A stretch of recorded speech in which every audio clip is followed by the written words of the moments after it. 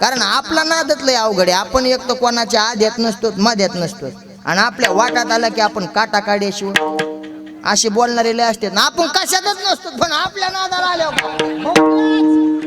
नको भोगा करू जगू दे माणसाला. लय अवघड आहे महाराज. देवानं महाराज पुतनाचा नाही नाटकाला असे अनेक राक्षस मारले, अनेक राक्षस मारले. आता देव काय करायला लागले, थोडे उठून बसले आणि उठून बसल्याच्या नंतर थोडं प्रयत्न केला देवानं. कशाचा? तळवे तळहात तळहात टेकीत काय हो तळवे तळहात तळहात टेकीत गुडघ्यानं रांगत गुडघ्यानं रांगत गुडघ्यानं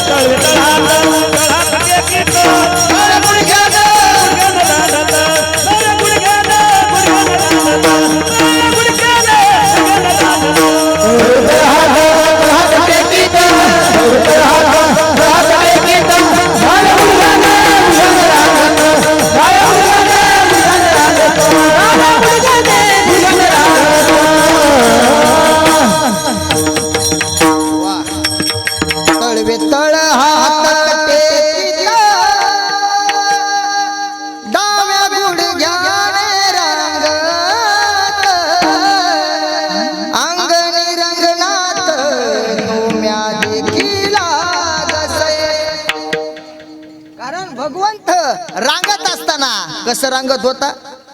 डाव्या गुडघ्यानं रांगत होता. तळवे तळहात टेकीत डाव्या गुडघ्यानं रांगत.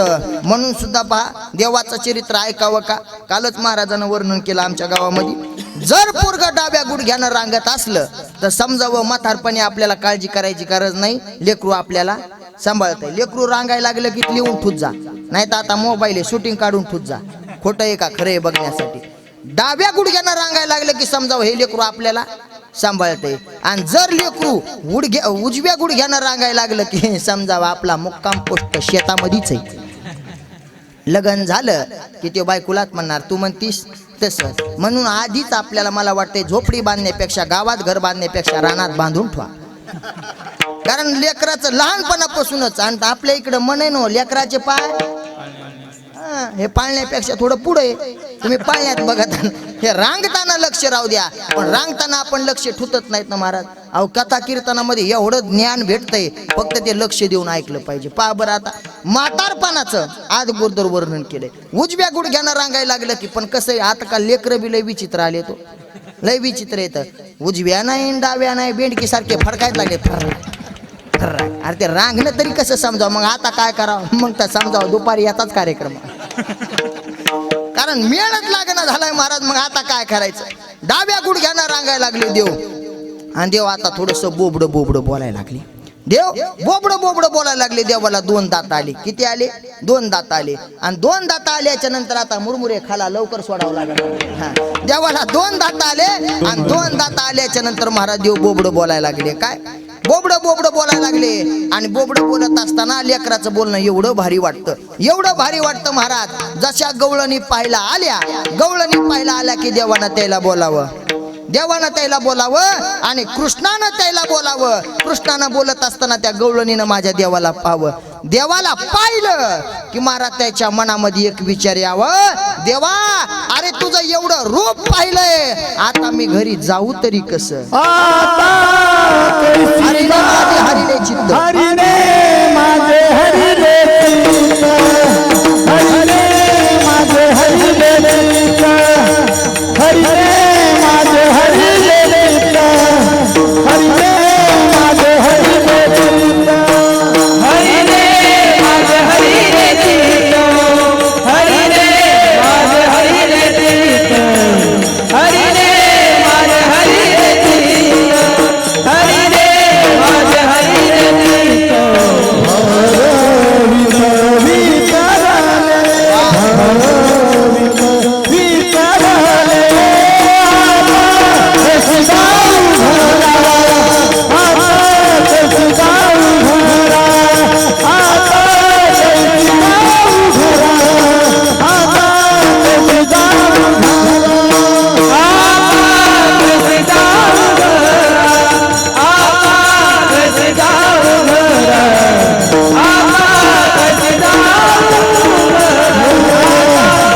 मी जाऊ घरा.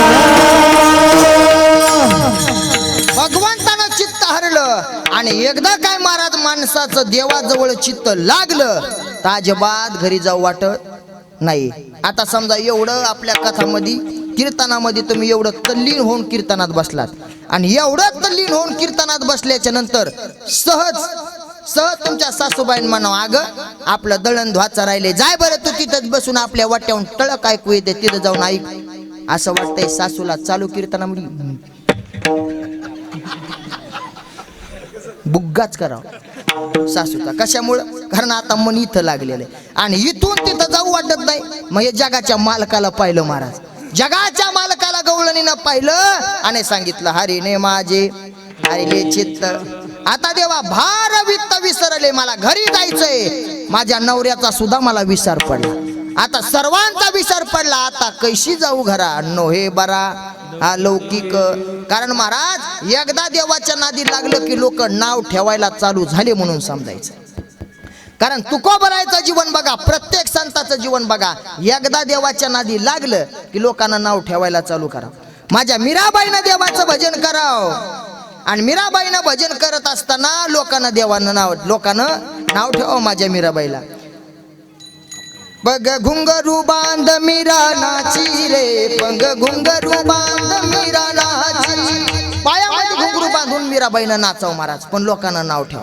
पण मीराबाईनं कधीच लोकांचा विचार केला नाही आणि आपण लोकांचाच विचार करत जगतो. कसं? लोक काय म्हणतील, लोक काय म्हणतील. लोकांचं म्हणायचं काम आहे, आपलं आपलं भक्ती मस्तीत करायची. तुका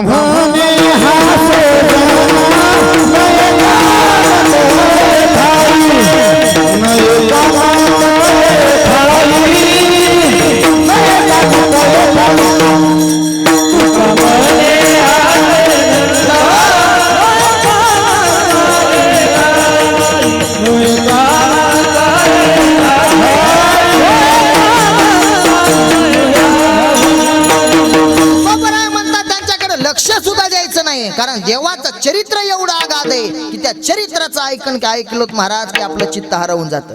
कारण महाराज भागवतामध्ये सुद्धा वर्णन करतात ना, देव रांगत असताना कसं रांगतो. देव रांगत असताना अनेक खोड्या करतात, पण त्या रांगण्याचं वर्णन करत असताना महाराज वैकुंठ नायक रांगत असे, वैकुंठ नायक रांगत असे, वैकुंठ नायक रांगत असे, वैकुंठ नायक रांगत असे. सुख संगताच्या परिस्थिती, सुख संगताच्या परिस्थिती, सुख संगताच्या परिस्थिती, हो सुख संगताच्या परिस्थिती. वैकुंठ नायक रांगत असे, वैकुंठ नायक रांगत असे, वैकुंठ नायक रांगत असे, वैकुंठ नायक रांगत असे.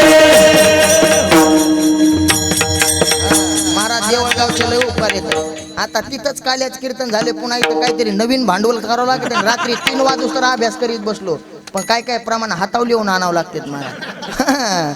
वैकुंठ नायक रांगत असे आणि वैकुंठ नायक रांगायला लागले महाराज भागवतामध्ये सुद्धा वर्णन करतात. आता देव थोडस उभा राहिले आणि उभा राहून जसं महाराज थोडस देव चालायला लागले आणि देव चालत असताना महाराज देवाच्या चालण्याचं सुद्धा वर्णन आहे. छुम छाना ना ना ना ना छनक छनक छनना, बाळाच्या पायात वाजती पैंजना. कारण अनेक देवाचं वर्णन केलं आणि देव रांगत असताना आता चालायला लागले. पण चालत चालत असताना महाराज आता हे दोघं बंधू चालायला लागले. पण देवानं काय केलं माहितीये का, मातीचा कवल घेतला आणि खाल्ला. आणि जसं माती खाल्ली देवानं, माती खाल्ली देवानं, माती खाल्ली. हो मी म्हणालो देवानं माती खाल्ली, तुम्ही म्हणाले नाही खाल्ली. देवानं माती खाल्ली आणि देवानं माती खाल्ल्याच्या नंतर बळीराम दादांना सांगितलं यशोदा मातेला, यशोदा मातेनं सांगितलं, यशोदा मातेला सांगितलं आई नाही खाली नाही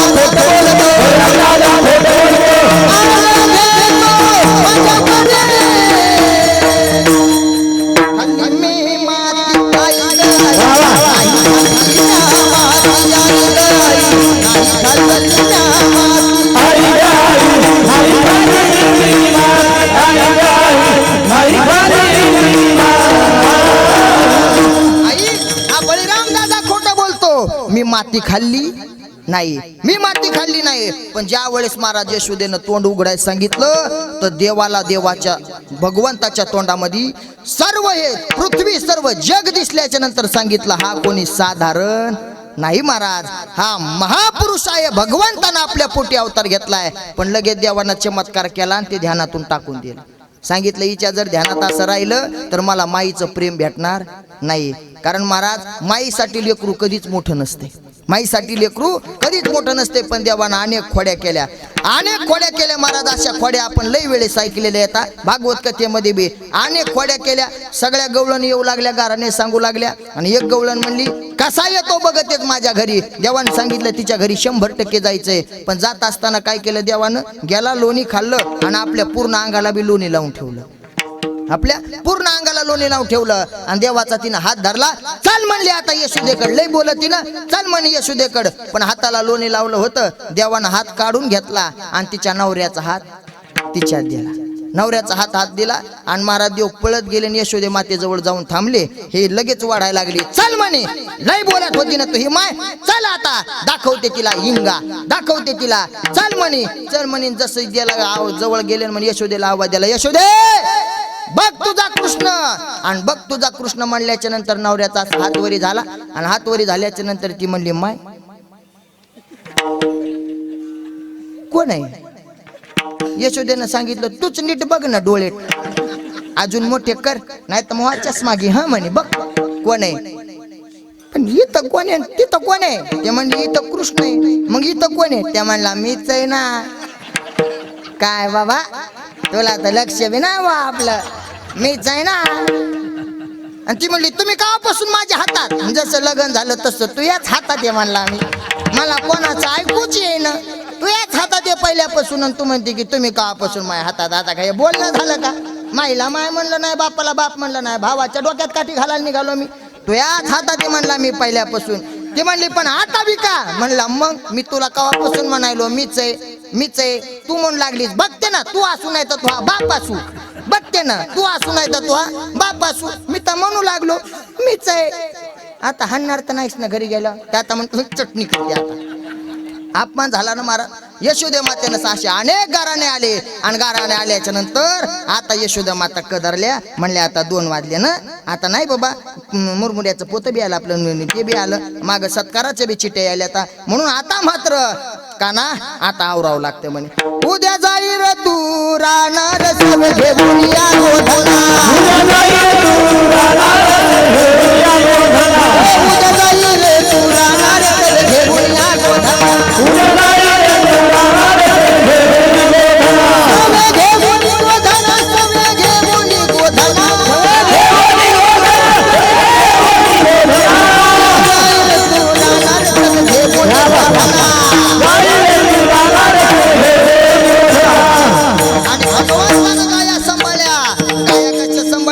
छोटी छोटी गैया छोटे छोटे गोर छोटो मेरो मदन गोपाल. आणि देवानं खेळ खेळले महाराज. तिथं अनेक खेळ खेळले. आता तुम्हाला सर्वांना माहिती आहे असे पैलवानी खेळ खेळले महाराज. हा मामा पोर हा मामा अनेक खेळ खेळले. आणि महाराज परत एक खेळ खेळला कोणता, जे एका जणाला जमतंय महाराज ते लय जास्त जमाल जमत नाही. भावरा सगळ्याला फिरवत आहे तू का, ते कोणाला जमत आहे महाराज. नाही तर काही काही जण फिरवण्याच्या नादामध्ये भावरा घेतात आणि बुंकून हाणते तर टाच होत लागते. टाचकून ते जमिनीवर पडतच नाही, पायावत लागत आणि गरगर फिरत आहे, पाय जाते. असे अनेक खेळ खेळले महाराज भगवंतानं. पण आता सांगितलं खांदी भार पोटी काय खेळायचे सुख. आता मात्र खेळ आवरा. खेळ आवरा म्हणल्याच्या नंतर सांगितलं आता ऐका. सर्व गाय एकत्रित बसवल्या. सर्वांच्या शिदोऱ्या भगवंताने एक केल्या. कारण हा काला अगोदर पहिला कुठं झाला, एकाची टाळी झाली चंद्रभागी वाळवंटी. माझा गोपाळ शिला ह्या वाटी. जो वारकरी संप्रदायामध्ये वाळवंटामध्ये काला झाला तोच काला आपल्याला आज आपल्या देवळगाव मध्ये खायला भेटतोय. कारण महाराज देवाला सुद्धा ह्या काला दुर्लभ आहे. तो काला आपल्या परमभाग्यानं आपल्याला खायला भेटतंय. भगवंतानं सर्व गोपाळ एकत्रित केले आणि सर्व गोपाळ एकत्रित करून सर्वांच्या शिदोऱ्या एकत्रित केल्या. आणि देवानं सर्वांना कमलाकार बसून प्रत्येकाच्या हातामध्ये प्रसाद दिला आणि गोपाळानं सर्वांनी जे घोष केला, गोपाल कृष्ण भगवान की जय, गोपाळ खुमाई ज्ञानेश्वर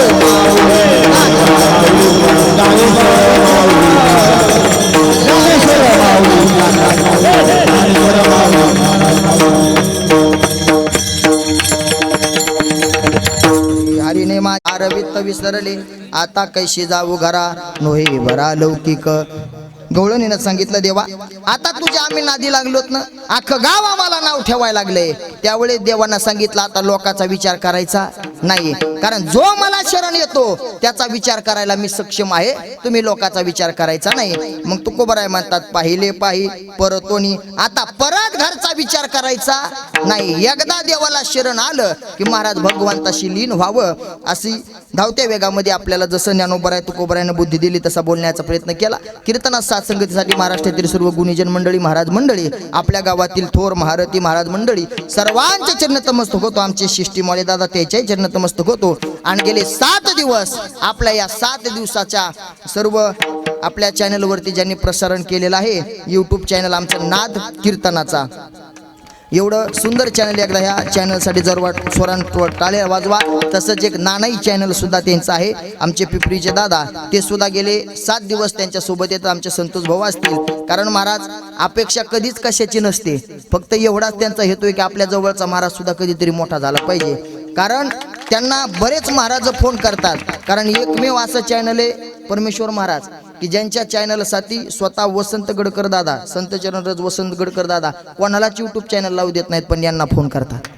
कारण कसं असतं माहिती आहे का, आपण शूटिंग कीर्तन करत असताना आवेशामध्ये माणूस काय बोलून जाते सांगता येत नाही.